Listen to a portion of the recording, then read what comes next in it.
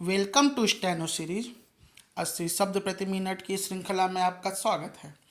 डिटेशन पाने के लिए चैनल को सब्सक्राइब कर लीजिए। डिटेशन अच्छी लगे तो उसे लाइक करिए। यहाँ आपको डेली 4 डिटेशन बोली जाती हैं जो कि संपादकीय, राजनीतिक और ऊर्जा से जुड़ी होती हैं। डिटेशन अपने दोस्तों के साथ भी ज़रूर शेयर करिए जिससे उन्हें भी प्रैक्टिस करने का मौका मिल सके। डिटेशन स्टार्ट होगी 5 सेकंड बाद।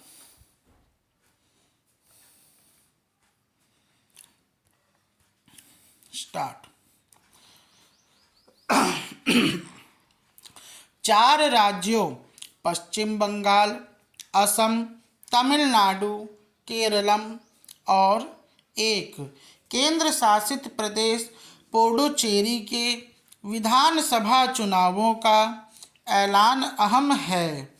इन चुनावों में कुल 824 विधानसभा सीटों के लिए मत डाले जाएंगे, जिनके नतीजों से बेशक केंद्र सरकार की स्थिरता पर कोई असर न पड़े, लेकिन राष्ट्रीय राजनीति और गठबंधनों पर इनका प्रभाव जरूर पड़ेगा।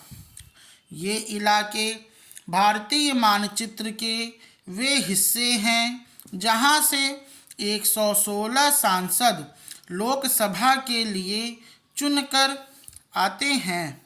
इसीलिए राष्ट्रीय व क्षेत्रीय दोनों दलों का काफ़ी कुछ दांव पर लगा हुआ है। असम और केरलम जैसे राज्य राष्ट्रीय दलों के बीच चुनावी जंग के गवाह बनेंगे, तो तमिलनाडु, पुडुचेरी और पश्चिम बंगाल में क्षेत्रीय पार्टियों द्रमुक, अन्ना द्रमुक, तृणमूल कांग्रेस की भूमिका अहम होगी।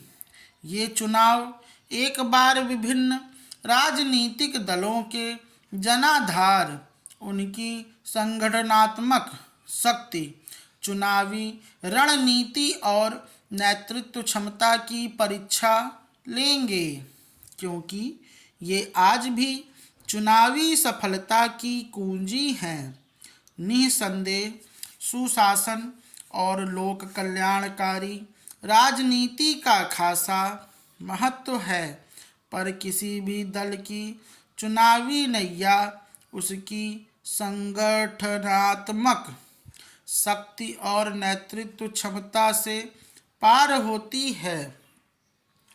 भाजपा असम और पुडुचेरी एनडीए में अपनी सरकार बचाने उतरेगी, जबकि 2 क्षेत्रीय पार्टियां तृणमूल और द्रमुक क्रमशः पश्चिम बंगाल और तमिलनाडु में, केरलम में वाम दलों वाले एलडीएफ की परीक्षा होगी। भाजपा के लिए सबसे बड़ी चुनौती असम और पुडुचेरी में अपनी सत्ता बनाए रखने की है।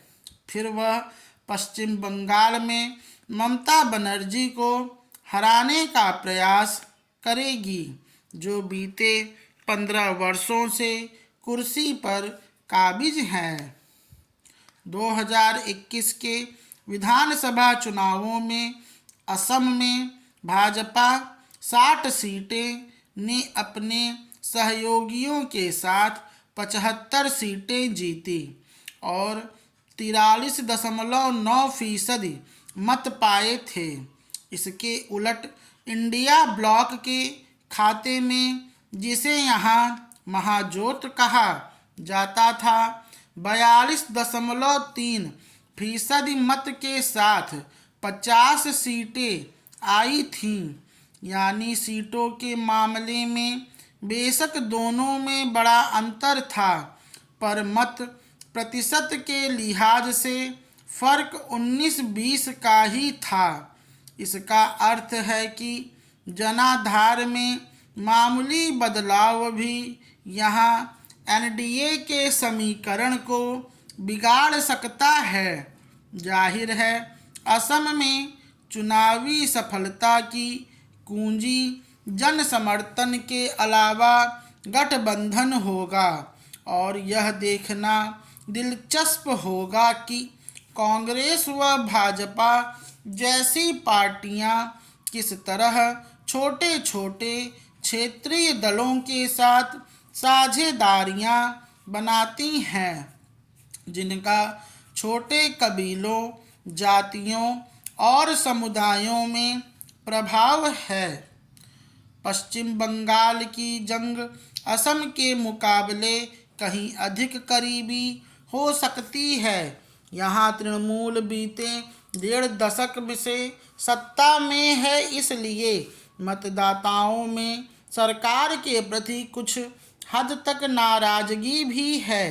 भाजपा इसे भुनाने का प्रयास कर सकती है। हालांकि क्या वास्तव में मतदाताओं में सरकार विरोधी रुझान है, इसका जवाब ठीक ठीक नहीं दिया जा सकता। स्टॉप।